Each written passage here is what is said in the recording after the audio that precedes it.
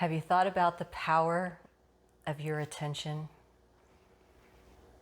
I have, and I'm very passionate about the topic, so that's going to be the topic of discussion for Authentically Clear today, where we talk about awareness, conscious living, and your authentic power.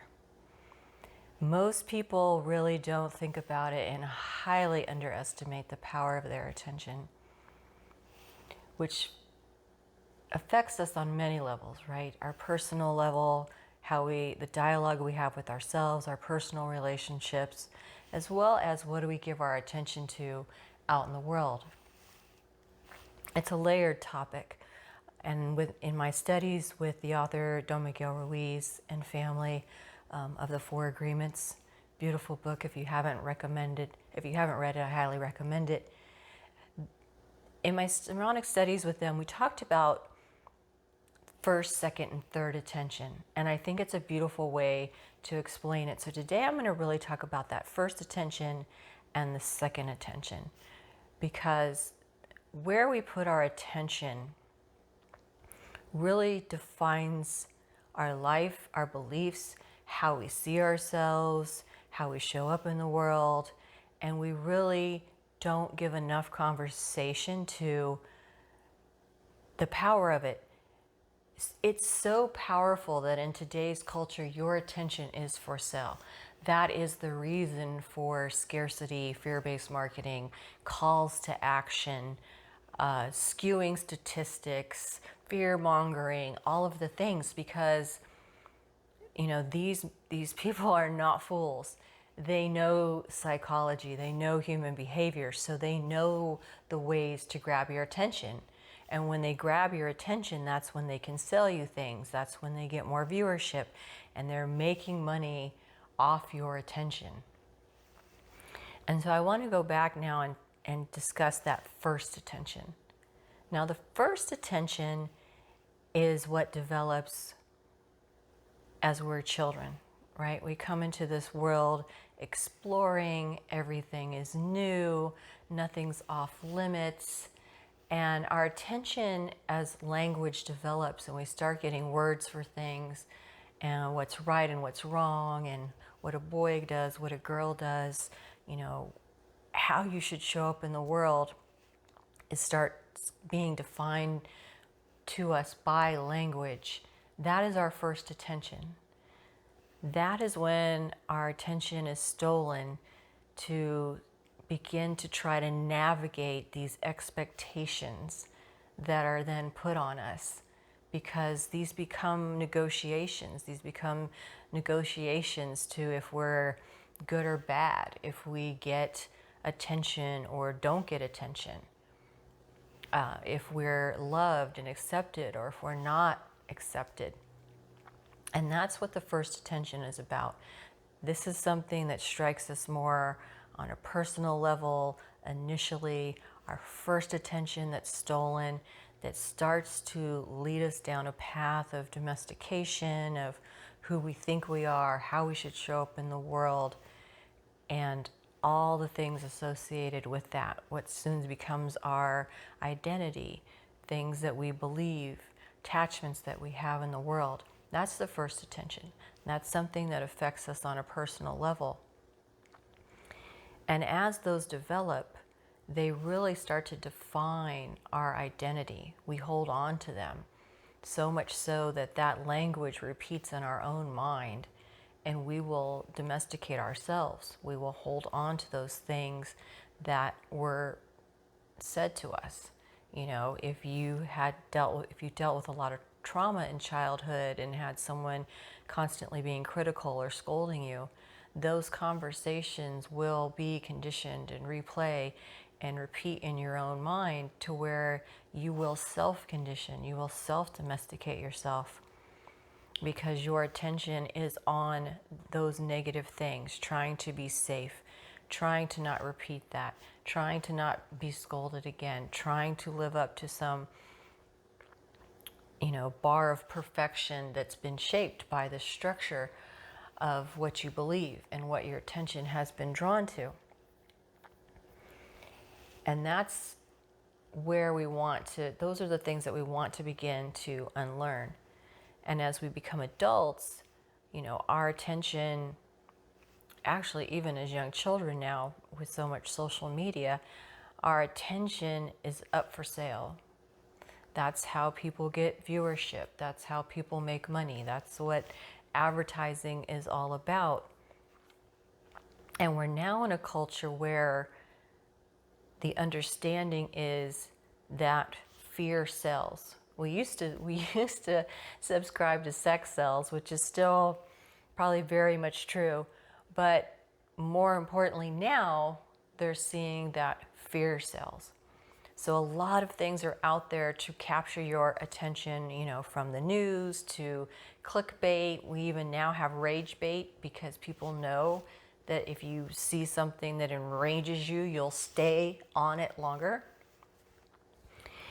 And that is something that I feel is kind of, out of integrity, but it's also something in our control, because once you allow awareness into the conversation, you don't have to give your attention away to that.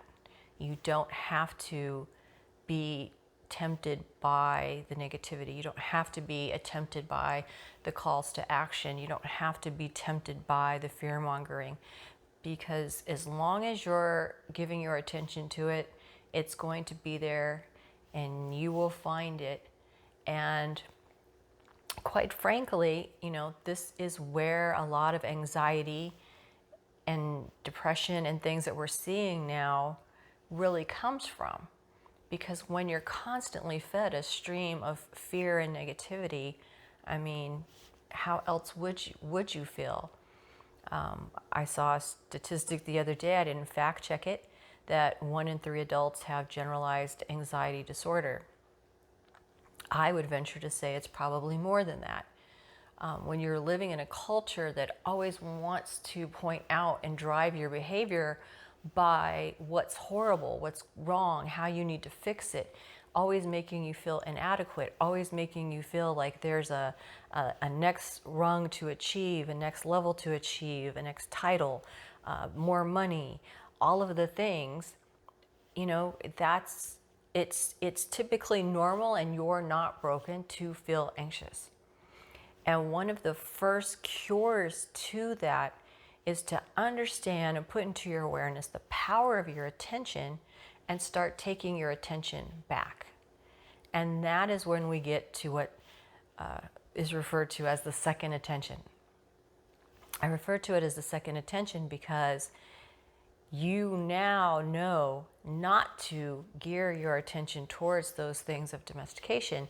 You know that you are in control of your attention, and you can begin to develop your second attention, where you put things into your life that are positive and fuel and feeding you, mind, body, and soul.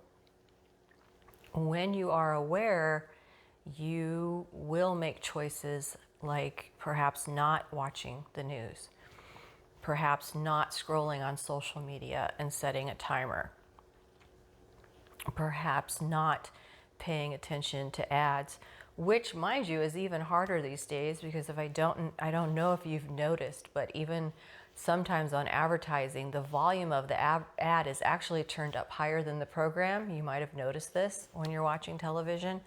And that's because they know people try to check out during an advertisement. So they turn the volume up higher to get your attention, or for you to still be able to hear it when you're in the kitchen or bathroom or whatever it is that you've done on that break. So there's definitely a battle over your attention. And the moment you understand this, put it into your awareness, you begin taking your power back. You can begin to unlearn the conditioning because you understand it for what it is. You can begin to enter into another level of awareness, a second attention, where you stop draining and leaking that power. Because the one thing about fear is, and we'll go in depth into it now, but fear is an illusion. When we're functioning in fear, we're typically giving our attention to something that's already happened that we're not wanting to repeat, but for the most part, it's ahead. we're jumping ahead to something that hasn't even happened. And most of the time, 99% of the things we fear and worry about don't even occur. So we leak so much energy, and it's so much energy that we can be putting towards more positive things, more loving things, more things that bring us joy in our life, versus running around at this low level anxiety, constantly concerned about, are we enough? Are we doing enough? Do I have enough money? Do I need this medication? Oh my gosh, I might have this disorder. All the things that they make you believe is wrong. And I think one thing that I've noticed or observed over time is that technology in itself has really been sold to us to keep our faces in a screen. And it's been sold to us in a way that it's going to make life easier and more convenient and faster. We're going to have all this free time. But yet, we've never really been in some ways more disconnected or more anxious or more insecure about who we are as human beings. So I just wanted to take a little time to kind of reiterate this power of your attention. And the topic of attention, it's a little bit of a Renee rant today, because your attention is for sale, bottom line. And your attention is so powerful. What you give your attention to grows. So if your attention is always going to these fear mongering, this scarcity, trying to sell you things you really don't need, negative people trying to reiterate all of those things, it's so draining and so disempowering. And so if you are dealing with this, your anxiety, feeling depressed, feeling hopeless, that would be a natural response. But you don't have to put your mind, body, and spirit through that. Just let some awareness enter into the picture where you understand what that is and that domestication of the world, and you don't have to take part in it. You could take your power back. You can give your attention to the things that truly matter to you. And that's how you start to unlearn the conditioning, enter into a second attention, and begin to take your authentic power back. Because then you can listen to your inner knowing more. You can be guided by your intuition, be guided by your own joy, be guided by the things that really fulfill your life, versus your attention being stolen to the outside world and things that serve them, things that make them money, things that, ultimately are making you feel inadequate, because you're not. You're doing great right where you are, and you have all the tools and power that you need. But you are going to want to start to bring awareness and really just begin to take back your attention. It's a very powerful first step in self-mastery, in authentic power. And I know that you can do it because it's really just a practice. First few times, you might not catch yourself right away, and then the more you do it, the spaces in between get smaller, and it just becomes a daily routine or daily just innate practice for you to understand, like, oh, okay, my attention's being stolen. I don't like this. I don't like how it feels. I feel it in my body. I don't like how I'm feeling. So, you put it away. You just send it off, send it away, and put your attention on something that's more positive and helps you. So I appreciate you viewing or listening this long. Thanks for joining me for this little talk on attention on Authentically Clear.